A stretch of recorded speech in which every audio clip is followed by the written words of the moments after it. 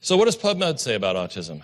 Let's go take a little tour there. So this is, and you can do this. How many of you do PubMed when you can't sleep at night? Just start doing that. It's fun.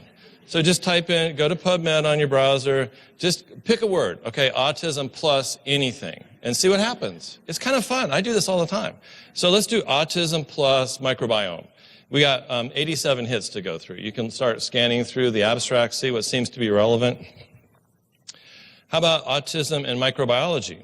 284 hits there. That's kind of a big deal. So microbiology is going to overlap with the microbiome, but it also gets you into people talking about CMV causing autism, EBV, parvovirus, Lyme disease, all kinds of other things are going to show up in that one. How about gastrointestinal inflammation? Only 39 hits. You know why? Because it's really scary to examine the intestinal tract inflammatory disease in kids with autism because Dr. Wakefield's work has been discredited. Therefore, anybody who comes along after that is going to be thrown into the same camp where they will be tortured, abused, lose their license, publicly humiliated. Blogs will show up to talk about all the evils that they've accomplished. So in defense of Dr. Wakefield, and I've known Andy for 20 years, and my son was actually scoped at the Royal Free Hospital by that whole team before they were dismantled. His work has never been discredited. They objected to the way he got his IRB and timing sequences, but the work has never been discredited. The inflammatory bowel disease is there. How many of you think it's there in your kid? Yeah, okay. It's not been discredited. It's been maligned. Discredited means there wasn't this truth in the first place, but it's been badmouthed to the point that no physician will deal with it and research it, except Art Kriegsman and a few other folks that are brave enough to keep doing it. God bless them.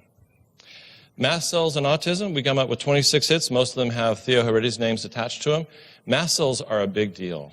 They're in the brain, they're in the gut, they're major immune cells. They crosstalk with other immune cells like glial cells in the brain. They're a big issue. If they're fragile and if they're contributing to autism, what are we going to do about it? So how many of you think you yourself as a parent have mast cell fragility or hypersensitivity? How many of you think you're there? A lot of you are and you're not willing to admit it. I can prove it to you. How many of you are dermatographic? Like you rub yourself and you get a big red streak and wheal. Okay, that's mast cell hypersensitivity. How about endocannabinoid in autism? Only 17 hits on that. This is a new and emerging area, and it's got my attention because it seems to be one of the key regulatory pathways. Microglial in autism, these are those specialized immune cells that are supposed to be caretakers for neurons. They're there to defend neurons, to guide them, to usher them to their proper resting site, to act as stem cells for the immune system and for the neurons in the brain. Critical role, 75 of those. Not a lot of literature on that, but that's a fair amount. Genetics in autism, 4,734 articles on that. That's because what gets the most money?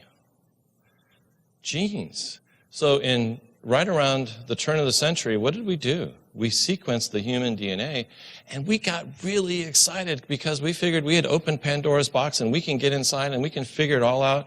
And we had the keys to the civilization and the city. We could do it all because we had the sequence of the human DNA. So we've thrown a lot of money at genetic causes of autism. The reason for it is families who have twins tend to be at higher risk. There's asymmetrical twins, which are the non-identical twins, as well as the identical twins. There's studies out there that would imply that. But again, when you look at the strength of the associations genetically, it's pretty weak stuff, actually. Gene-environment interactions, this is where I fall in. So autism, in my opinion, is an environmental disease that interacts with genetic vulnerabilities to create issues. And there's 146 of those. Autism and pesticides, only 49 articles on that, but not bad. Environment and autism, we're getting better. There's 2,449 if you put that in. That's a lot of reading to do. That'll keep you up for a few nights. Autism and cure, 96 hits. Wow, somebody must have cured autism. I read every article.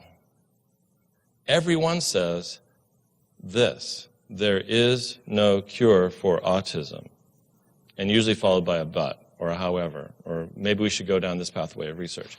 The reason the cure got in there was because it really should be no cure, okay, because that's what medicine thinks about autism. It has no cure. So why am I giving a lecture about how close are we to a cure? Because that's what you want. That's what I want. Are we there? Are we getting there? So a lot of intersections. I don't know how many circles I drew there, but there's a lot of circles, and there's a lot of circles in the literature of things that are overlapping. But somehow, either we wind up with optimal brain function in the center of that, or we wind up with some developmental disorder, whether you call it autism or ADHD or LD or whatever you want to call it. We either wind up with that circle giving us optimal brain function or we don't. So we have a big issue. So I threw out a lot of chicken and eggs at you, okay, and I know some of you have skipped breakfast and are just having coffee at this point in time, but what is it the insult to the gene or the vulnerability of the gene? So these vulnerability genes that we know we have in autism have been around for how long? Probably a really long time, like thousands of years. Genetic drift in the human species is relatively subtle. It doesn't happen quickly. It doesn't happen generationally without some sort of huge environmental impact like radiation or pesticides or other sorts of things. So these are not bad genes. You're not giving your kids bad genes. They may actually be not even your genes after they go through environmental pollution. They may alter and change. So, recovery from the diagnosis of autism and then. So this is an excellent study from Karolinska, and there's some great researchers at Karolinska, and I've been following the work of Gilbert, and I'm going to go through some of his work with you today because I think it's a really exciting addition to our thinking about autism. Excuse me. So they followed a bunch of kids who recovered. They used the word recovery instead of cure, but by everybody's criteria, they had no symptoms of autism. They were mainstreamed. They went through intensive ABA and biological treatment. They had no symptoms of autism. They followed them sequentially for years, and guess what happened to them? They stopped therapy. They probably went off the diet. Everybody thought they were out of the woods. Nearly all of them regressed back into autism. So, at least in this situation, the way they were approaching them at Karolinska, they were causing a remission of autism, but not curing it. So, Gilbert came up with this term, essence. How many of you have read Essence and know are familiar with Essence? Wow, you're a bunch of virgins. That's great. So I can introduce you to this concept. This is awesome. So, genius guy, open-minded, thinking about what's going on, look around and says, you know, I've been a psychiatrist for a long time, and I didn't see the kind of problems with children generationally that I'm seeing now. Something's going on. And so he coined this term, essence, in child psychiatry. Early symptomatic syndromes eliciting neurodevelopmental clinical exams. So what is it that takes you as a parent, takes your kid to a developmental specialist to say, what's wrong with my child? The whole blanket of things, everything that's out there. So this is what he threw, and this is his Venn diagram of his intersecting sites.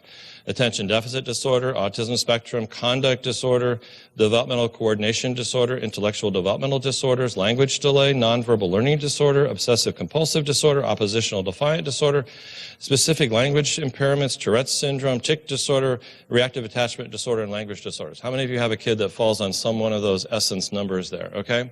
Do you think there's some overlap? Do you have like an OCD, bad-acting kid who's language delayed too? There's a lot of overlap between those, and he shows that in terms of how a lot of these are intersecting. Genetics and neurobiology of essence, so they talk about some vulnerability genes and some things that may be associated with it, and they come away with some pretty small numbers of genetic associations, but that's where the game is right now. Everybody wants to talk about genetics.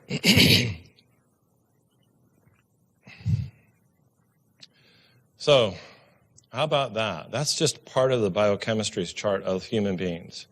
When we start to mess with that, what do you think we're going to get? Do you think we're smarter than Mother Nature, whoever she is? I want to meet her someday. But do you think we're smarter than her? Can we mess with that in a way that results in good things happening predictably? It's really tough to do that. We do it every day. What you eat messes with your biochemistry. What the bacteria and the yeast and the viruses that live within you do with what you eat and who you are alters your biochemistry. What you breathe, what you drink alters your biochemistry. The EMF that you're exposed to alters your biochemistry. It's a lot of pushbacks, a lot of checks and balances to try and keep you stabilized, but we're messing with it in a big way. There's growing acceptance for this whole concept, though. This is a textbook from Springer, which is a very reputable press, talking about microbial endocrinology, the microbiota, gut, brain, axis, and health and disease. So it's coming into maturity, and a lot of people are starting to wake up to this in science, and there's books written about this, and I mean official textbooks about this. But how many of you go to your pediatrician or your neurologist and they immediately get this whole concept? It hasn't translated yet to the regular practice of medicine. But ask for my slides, and I'll get them to you. You can probably figure out a way to get a public Dropbox type of a thing where you can just download them if they don't have them through AutismOne. Okay, so I'm going to be brave. If you need my slides, here's my personal email address. drbradstreet@gmail.com. Doesn't go through a secretary, it comes to me. I'll figure out a way to get you all my slides. You can then print up a slide or two, and don't go print up all the slides and give them to your doctor. Just one or two at a time. Say, hey, what do you think about this? And they say, wow, I didn't know there was a textbook about that. Yeah, maybe you should, wake up to this concept. Lots of complicated interactions between the gut and the brain. It's bidirectional. It's not just the gut influencing the brain. The brain influences the gut. How many of you, when you get anxious and nervous, feel it here? How many of you have anxious and nervous kids? Yeah. Where do you think they feel it? There as well. So this slide for me is wonderful because it actually talks about defensins. These are very important, very small molecules that get into mucus and are there to defend you naturally. They're antimicrobial peptides. I think you could define autism as a deficiency of these antimicrobial peptides because they can't defend themselves. So they wind up getting lots of potential insulting bacteria that colonize them and overgrow because they can't protect their mucus barrier in the intestinal tract. So this is another one, neuroimmunological basis of behavior and mental disease and disorders. What? There's a whole book about that? You're not the only person in the world that thought about this? Wow. Where are the people that write these chapters, by the way? Why aren't they out there taking care of our kids? So, evidence of a common endocannabinoid-related pathomechanism in autism spectrum disorders. Wow, that is a mouthful. Okay? Endocannabinoid means smoking marijuana. No, it doesn't.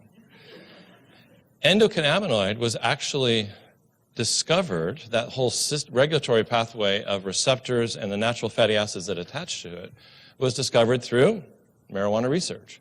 That's why it got called cannabinoid. But it really has nothing to do with that. Lots of plant ligands and lots of fatty acids can attach to those receptors on cells, but this is one of the big regulators.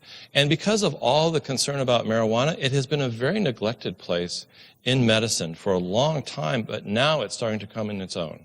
So it's developing a lot more credibility because we've learned that it's tied into almost all human disease. It's tied into cardiovascular disease, obesity, hypertension, mood disorders, and based on Max Planck and our research, we think it's tied into autism as well. This is only part of the picture. This is from the Max Planck Institute publication, where they think that the CB1, the cannabinoid 1 receptor in the brain, is being abnormally regulated in autism. That is kind of like the gas pedal and brake operation for the big pyramidal cells, which are the neurocircuit cells that are firing and creating the harmonics and the rhythms that we use for our thoughts and our memories. But it's more than that, because now we know that CB2 receptors, which is usually thought of as anti-inflammatory, regulate a whole lot of the brain, and I'll get into that some more tomorrow. So